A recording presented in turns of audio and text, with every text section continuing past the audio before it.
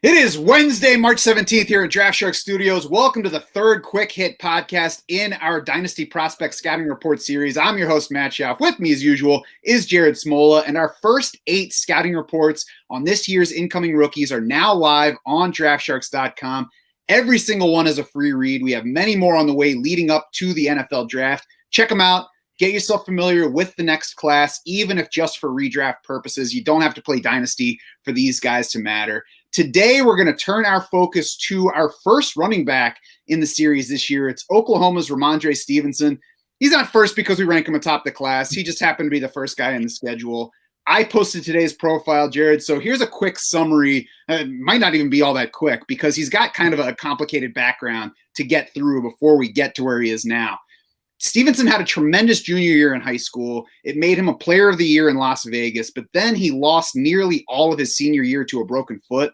That helped lead him to be a 0-star recruit in ESPN's recruiting rankings. His grades apparently suffered. It hurt his ability to qualify for college. He ultimately took a year off from football. After that, went to community college in California. Even there, he had to wait a year because there were just guys already ahead of him on the team that the coaches were committed to.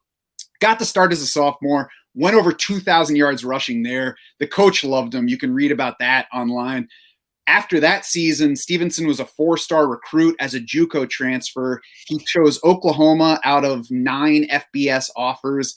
Then he opened his Sooners career in a crowded backfield again. He was behind Kennedy Brooks, behind Trey Sermon to open that year. Plus, there was Jalen Hurts as the quarterback the year that he was a Heisman finalist. So that was absorbing more carries, just not that much work available. Trey Sermon had issues with Coach Lincoln Riley. He ended up transferring to Ohio State after the 2019 season. Brooks opted out for 2020. So it opened the door for Stevenson to kind of take over the backfield, but he had another delay to his development there. Stevenson had a positive marijuana test at the end of 2019. And apparently, I didn't even know this until reading about Rhamondre Stevenson, but apparently NCAA rules say that one positive marijuana test means you are suspended for half of your team's games for the season. It came at the end of 2019. So Stevenson missed their bowl game that season, and then he missed the first 5 games of the 2020 season just because of that one positive marijuana test. So he missed those games. He did come back. He worked on the scout team while he was out. So that's the kind of worker he is. Came back, still led the team in all rushing categories over the 6 games he did play, handled basically 50% of the rushing work after returning from that suspension, closed out his season with a huge rushing line against Florida in the Cotton Bowl, and was even 4th on the team with 3 receptions per game for the season. And that's a lot there on Rhamondre Stevenson. I mean, I think, the marijuana thing, that's probably going to be off the NFL's banned substances within a couple years anyways. That's not a concern for me. I know you mentioned in your scouting report that Stevenson broke one of his feet in high school. I mean, you can consider that potentially a durability concern, but it's so long. But to me, the biggest knock against him is just we haven't seen a whole lot of him. I mean, the guy has, 200-something carries in college, 165 carries at Oklahoma. So he's just a guy, there's not a lot of tape on. He's also already 22 years old. But I don't know. I think there's some stuff to get excited about, especially on his tape. I think, he seems capable in the passing game. Like, he's never going to be a Christian McCaffrey, but I think he can contribute a bit in the passing game at the next level. So definitely some stuff to get excited about, for a lower end prospect. Yeah, the film review portion, I think you have to start with the caveat that I only found 3 games available. We mentioned he only had 6 games of regular usage. I mean, he didn't hit double-digit carries at all in his first season with Oklahoma. So there's not a whole lot to go on, even if you watch all of his games, and we only got to watch a few. When you do start looking at Stevenson, the size stands out. Even before you watch him, he's 227 pounds from his pro day.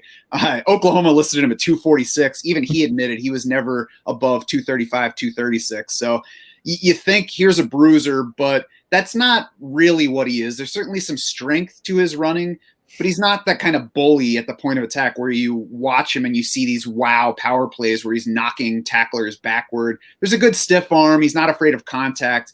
But again, I don't think he's a bully when he meets potential tacklers.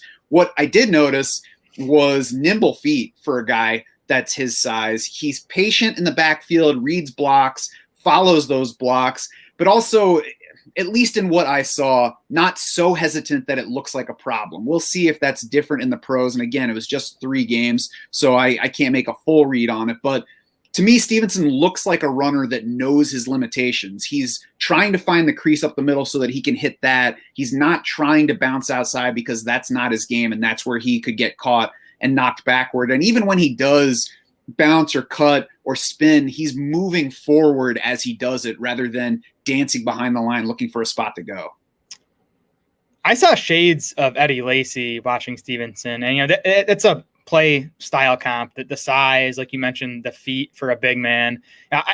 Stevenson isn't nearly as strong a prospect as Lacy was coming out. I wouldn't expect Stevenson to even have the career that Eddie Lacy did, but that's just kind of the guy he reminded me of watching him.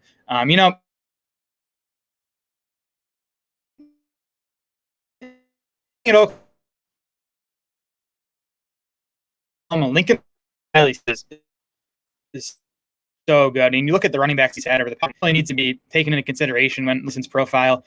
He did, though, fare well in a lot of PFF's advanced stuff. There's 238 running backs in PFF's database for this running back class. Stevenson 8th among those in PFF rushing grade, ahead of Najee Harris and Travis Etienne. 5th in missed tackles forced per attempt, 40th out of those 238 in yards after contact per attempt. So even in a good system for running backs, he was doing a lot beyond the blocking that was given to him. Mm-hmm. Yeah, and I think a part of that was reading the blocks and finding the space where he could do that instead of trying to create on his own. We'll see what he has in the passing game as well. There wasn't a whole lot to see. 18 catches is a good number for the time he had at Oklahoma this past season, but the only receptions that I saw were just the swing pass, check down variety. So he looked comfortable enough on those. I think we'll have to see what his NFL team and coaches have to say about his potential in that area. I didn't see him split out wide other than the Florida game. Again, I only saw 3 games, so maybe he did in some other games. I did see him split out wide a couple times there, motioned out one time in that game. Only saw 1 target among those 3 opportunities. So again, just something that I haven't seen. Pass protection-wise, he seemed to have a good level of experience in that, plenty of reps in his time at Oklahoma with that. And he was willing. I didn't think he really stood out either way, good or bad, as a pass protector, but it's at least not going to be new to him when he gets to the pros, even though he really only spent half of the season as a feature type back for college. On the fantasy outlook, I think Rhamondre Stevenson is the kind of guy who's going to be more dependent on his landing spot for upside than some other running backs, and it just it goes along with the style of back that I think he is. The Pro Football Focus comp was Michael Bush. I think that's fair. I think a Michael Bush career would be a good outcome for Stevenson. I mean, anybody who had Darren McFadden back in his Raiders years knows and probably hates Michael Bush because he was stealing work from Darren McFadden throughout that span, getting, 120 plus carries a year, getting somewhere around 30 receptions a year, just kind of a pain to Darren McFadden. I think that would probably be an ideal setup for Stevenson, is splitting a backfield, near evenly with somebody who can complement his style. I also thought of Deontay Foreman when I watched him, and I think for me, that speaks a little bit to your expectations for the running back, because when I watched Deontay Foreman for his scouting report, it was after he ran the faster than expected 40 and after he posted this terrific speed score at his size. And Rhamondre Stevenson is not quite as big as Foreman, but when I watched Foreman, I was like, I don't think he's as good as the numbers say. I went into Stevenson without the same expectations. I thought, okay, this guy looks pretty good. And the other guy that I thought of in that vein is Benny Snell, where, right now it's like, oh, Benny Snell, that would be a crappy outcome for Rhamondre Stevenson. But when I watched Benny Snell's Kentucky tape heading into the NFL, I was like, oh, okay, this guy's got a little bit. And then he landed in the 4th round, which I think is probably where Rhamondre Stevenson is heading. Yeah, I like Stevenson as a prospect better than Benny Snell. They are similar from a size athleticism standpoint. 4'6", 40 for Stevenson as pro day. He's not going to win with speed. I think he's a 2-down back at the next level. Like you said, comfortable in the passing game. I think that's a good word. He can do it when he's on the field. I think he's probably not going to be on the field in obvious passing situations for his NFL team, but he could lead an NFL team in carries for a few years. He, should be an NFL team's primary, goal line back, or at least can be, I think, with his size and power. That's enough to make him a potential fantasy starter if he lands in the right spot. Yeah, looks like a handcuff type. Looks like the guy that with an injury ahead of him could be a worthwhile fantasy producer in the right situation. Check out DraftSharks.com for a new profile basically every day up until the NFL draft. Tomorrow is going to be Ole Miss wide receiver Elijah Moore, who I know you're excited about, Jared. Yeah, well, we'll get to him tomorrow, but he's another guy that just speaks to the depth of this wide receiver class. Prospect Scouting Report series is free to read. Every single report from this year and all previous years. You should lock in your DS Insider access, though, so you can see where all these guys land in our up-to-date Dynasty rankings, as well as accessing our 2021 fantasy rankings and MVP board, which are already live for this coming season. You can also find us on Twitter. We are at DraftSharks. Jared is at SmolaDS. I am at SchaufDS. It's SCHAUF. For Jared Smola and the rest of the Draft Sharks crew, I'm Matt Schauf saying thanks so much for swimming with us.